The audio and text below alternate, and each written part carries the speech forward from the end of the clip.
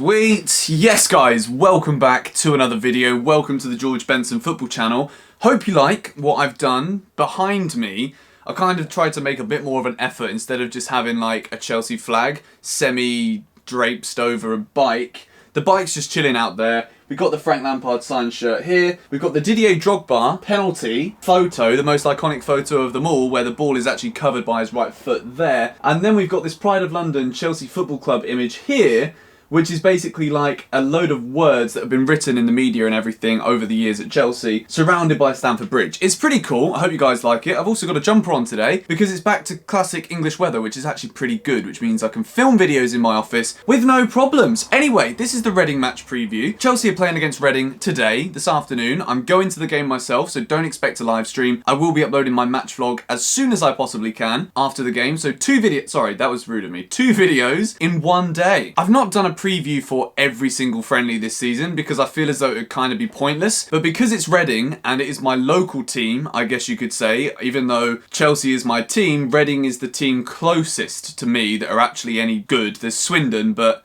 yeah. So I decided to get my friend Jack, who is a Reading fan, to send in a little video so that we get to understand our opponents a little bit. You'll see that later on in this video. He talks about who Reading have bought this summer, what to expect from Reading next season, and of course, what we can expect from Reading this afternoon. But I thought in this preview today, as we're getting closer and closer to the beginning of the season, we should go through my starting 11 as to who I feel should be getting the most minutes in the game today. And without any further ado, let's start with our goalkeeper, Kepa. He was pretty much faultless in the game against Barcelona. I said it in the 6 Things We Learned video. I am so confident with Kepa as our goalkeeper that I know we have got somebody world class in between the sticks who can save us if it gets to that final moment where the keeper's got to make a big save. I feel like Kepa's ready for it. He's only played 90 minutes so far in pre-season, so I'd like to see him get some more. He was very unlucky not to keep that clean sheet against Barcelona thanks to the wonder strike from Rakitic in the final moments of the game. Kepa starts in goal for me. And then we move into the left-back position. We're going to go with Emerson. I think it's a no-brainer at this point that he starts over Alonso next season. I've said it countless times, and I think that continuously getting as many minutes under your belt at this stage in pre-season is key for Chelsea moving forward. The 2 centre-backs, I've gone with Zouma and Christensen, and that isn't anything against David Luiz whatsoever. It's simply I would like to see these two play together because I think we've seen Luiz play with Zouma and Luiz play with Christensen. We've not necessarily seen Zouma and Christensen together as much as I would like to. So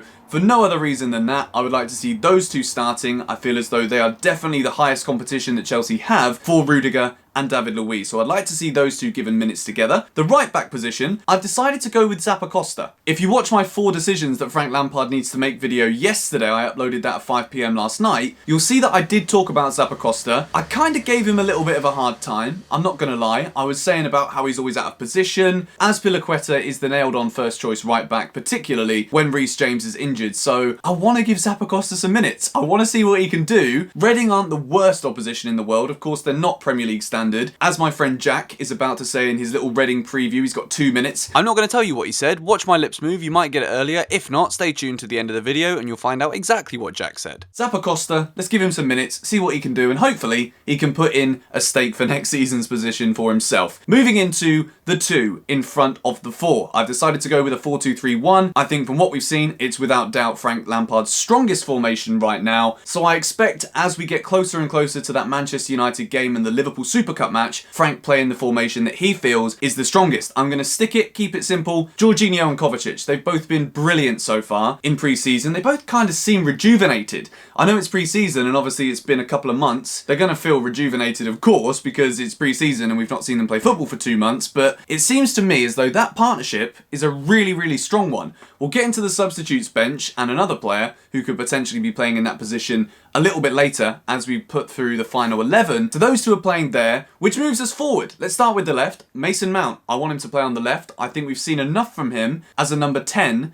to suggest that he could really fill that role and he could be a strong candidate for it next season behind the striker. So I want to see him start on the left with Christian Pulisic playing in the number 10 role. I think Pulisic looks very good on the wing, but I think that in this kind of fixture, Frank will know that Pulisic impressed on the wing. He'll know that Mason Mount impressed playing behind the striker, So switch them round, see if the other one can do the other role and vice versa, and then it's another option and another potential headache decision that Frank Lampard will have to make. Moving us over into the right-hand side behind the striker, I've gone with Kennedy, which on paper, this looks like it's not the strongest right-hand side of the field. But we saw Kennedy a couple of times against Barcelona in the minutes that he played, trying to cut in on that left foot. I was about to compare him to Iron Robben. It's ever so slightly too early for that, but I'd like to see him do it a little bit more. He looks as though he's confident enough to try and shoot from outside the area. So if we start Kennedy on the right, Zappacosta likes to bomb forward as well. With him bombing forward, Kennedy cutting inside, I could actually see that being a partnership that could work in a game against a team with the quality of Reading. I don't know if this is going to happen. I do believe that Pedro's probably going to get some more minutes, so I expect him to start instead. But that for me would be quite an exciting, interesting, probably the key word there actually, instead of exciting, right-hand side of the midfield, which leaves us with the striker. And I said it in the 4 decisions that Frank Lampard has to make video. Tammy Abraham is my number 1 at this moment in time. The goal against Barcelona for me is enough to give him the nod. I think if you can do that against one of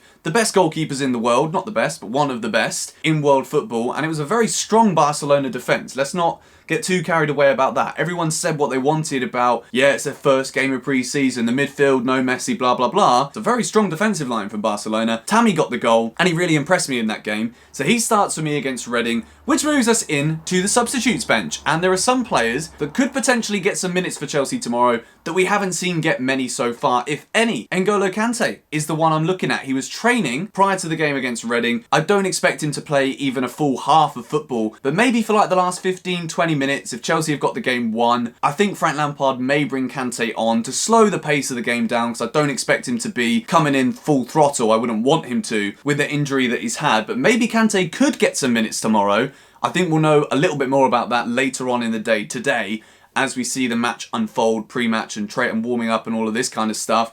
I expect Michy Batshuayi to come on as well at some stage for Tammy Abraham. I also expect Olivier Giroud to make his way onto the field. Maybe we see 2 strikers end the game again for Chelsea. That's definitely an option. I like to see Giroud and Batshuayi starting up front together in that sense, if that's how we're going to finish the game. We saw it once in pre-season so far. I liked it when I saw it. Maybe we can see it again against Reading. I think Pedro's going to come on and get some minutes as well. And I also think Azpilicueta, as the Chelsea captain, should come on at one stage for Zappacosta if he spent most of his time in the Reading half and not defending. That's just my opinion. I don't want to hate Zappacosta, don't get me wrong. I like him. I think there's definitely some attributes of his game that are very strong. It's just the defensive thing as a defender, which can't quite get my head around. But that is my Chelsea team. Let's go and speak to my friend Jack and see which players Reading have bought in this summer and what he expects from Reading this coming season. So far this summer at Reading, we've bought in a few good players. Michael Morrison from Birmingham, who's a good championship defender. He scored 7 goals from centre-back last season, so he looks like he'll be a clever signing. Matt Miazga, who we had on loan from Chelsea last year and made a massive impact for the second half of the season. He really was one of the players that made the difference between